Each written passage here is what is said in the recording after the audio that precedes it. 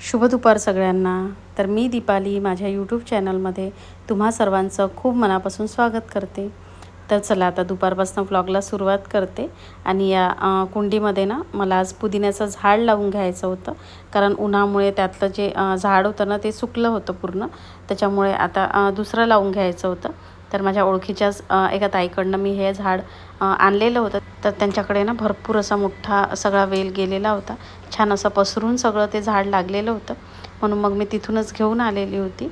आणि आधी ना थोडी त्यातली माती कमी करून घेतली मी, आणि ते सगळं ना असं वेलसारखं मुळासकट वाढलं आहे, म्हणून मग आता लावायचं होतं। तर जे थोडे रोपसारखे होते ना, तर असा गड्डा करून मी ते लावून घेतले।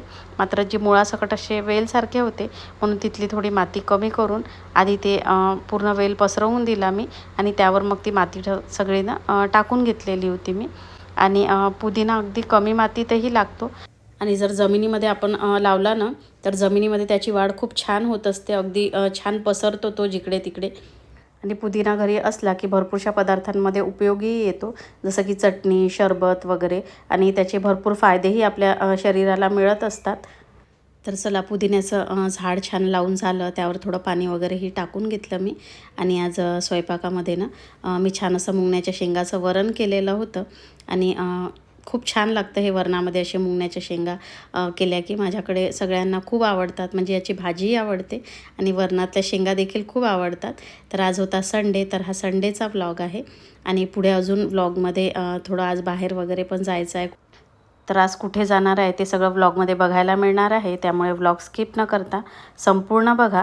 आणि तुम्हाला जर माझे व्हिडिओ आवडत असतील तर प्लीज लाईक करत चला, आणि चॅनलवर जर कुणी नवीन असेल तर त्यांनी आपल्या चॅनलला सबस्क्राईब करून घ्या। त्याचबरोबर माझे व्लॉग तुम्हाला कसे वाटतात तेही मला नक्की कमेंटमध्ये सांगत चला। तर चला आता दुपारची जेवणं वगैरे झालेली होती, त्यानंतर मग 4 वाजता आम्ही जरा बाहेर निघालेलो होतो, कारण आज संडे होता, त्यामुळे यांनाही ऑफिसला सुट्टी होती आज, तेही घरीच होते, म्हणून मग जरा फिरायला निघालेलो होतो। तर मी, अपेक्षा आणि हे आम्ही तिघं निघालेलो होतो, सक्षम आलेला नव्हता, कारण आता सक्षमही थोडा मोठा झालेला आहे, त्यामुळे तो काही प्रत्येक ठिकाणी मागे येत नाही। आणि अपेक्षाचं असतं की सुट्टी असली की तिला कुठेतरी थोडंसं बाहेर फिरायला नेलं की बरं वाटतं। आणि आजचं बाहेरचं वातावरणही खूप छान होतं, अगदी असं ढगाळ वातावरण होतं सगळं, आणि अजिबात म्हणजे ऊन नव्हती, ऊन असली की बाहेर निघायची इच्छा होत नाही, मात्र आजचं वातावरणही खूप छान होतं। तर आम्ही आलेलो होतो डी मार्टला। तर हे डी मार्ट ना आमच्याकडे साधारण 3-4 महिने झाले उघडलेलं आहे, मात्र आम्ही इथे एकदाही आलेलो नव्हतो। आणि नेहमी आम्ही हिंगण्याला एक डी मार्ट आहे, तर कधी इच्छा झाली तर तिथे जायचो आम्ही, म्हणजे मुलांचंही थोडं फिरणं होऊन जात होतं, परत काही लागलं तर मग घेऊन येत होतो। मात्र हे डी मार्ट आता जे सुरू झालेलं आहे, तर घरापासून अगदी 2 ते 2.5 किलोमीटरच्या अंतरातच आहे। तर म्हटलं चला आज इथे जाऊया, म्हणून आलेलो होतो। तसं ग्रोसरीपैकी तर विशेष काही घ्यायचं नव्हतं, कारण आत्ताच किराणा वगैरे सगळा आणलेला होता, मात्र किचनमध्ये ज्या 1-2 गोष्टी लागत होत्या तर त्या घेतल्या, परत घरामध्येही काही गोष्टी हव्या होत्या, तर त्या सगळ्या मग मी घेऊन घेतल्या। आणि बघा अपेक्षाचा आनंद, अगदी फिरायला मिळालं की अगदी आनंद असा गगनात मावेनासा असतो तिचा, म्हणजे फिरायला तिला खूप जास्त आवडतं। आणि हिंगण्याला जे डी मार्ट आहे ना, तर ते या डी मार्टपेक्षा भरपूर मोठं आहे।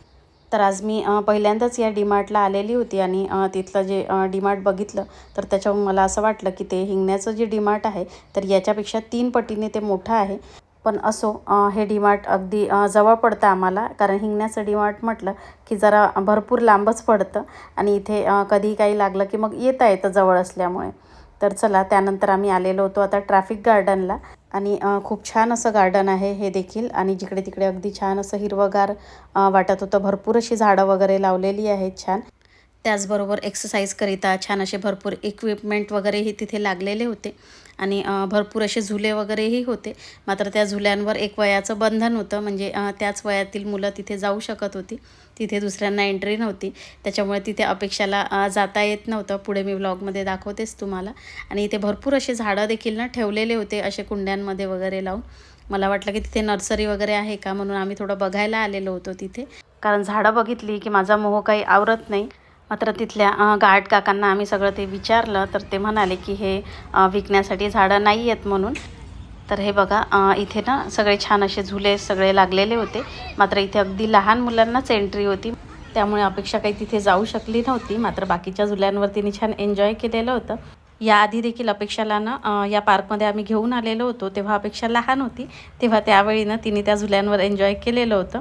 मात्र आजही तिचं एन्जॉयमेंट झालेलं होतं आणि तिच्याकरिताच आम्ही या पार्कला आलेलो होतो. आणि आम्हालाही छान वाटलेलं होतं आल्यानंतर.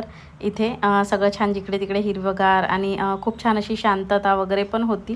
आणि अपेक्षालाही खूप छान वाटलं होतं तिथे. आणि तिला खुश बघून अगदी आम्हालाही समाधान आणि आनंद वाटत होता, कारण मुलांच्या आनंदातच आपला आनंद दडलेला असतो. आणि मग घरी येता येता छान असा वडापाव एन्जॉय केला आणि त्यानंतर मग घरी आलेलो होतो. आणि आता मला स्वयंपाक करून घ्यायचा होता. आणि बाहेरून आलं की जरासं कंटाळा आल्यासारखाही वाटतो आणि थोडं थकल्यासारखंही वाटत होतं. मात्र मग म्हटलं चला आता झटपट काय बनवता येईल, म्हणून मग खिचडी करायला घेतली. तर एकीकडे मग मी कुकरमध्ये ना खिचडीला फोडणी घातली आणि त्यानंतर त्यासोबत मला टमाटरची चटणीही करून घ्यायची होती. त्यानंतर मग चटणीही करून घेतली. तर असा होता आजचा सगळा व्लॉग. तर चला इथेच आता व्लॉगचा एंड करते. व्लॉग आवडला असल्यास जरूर लाईक करा. तर चला भेटूया नेक्स्ट व्लॉगमध्ये. तोपर्यंत बाय बाय.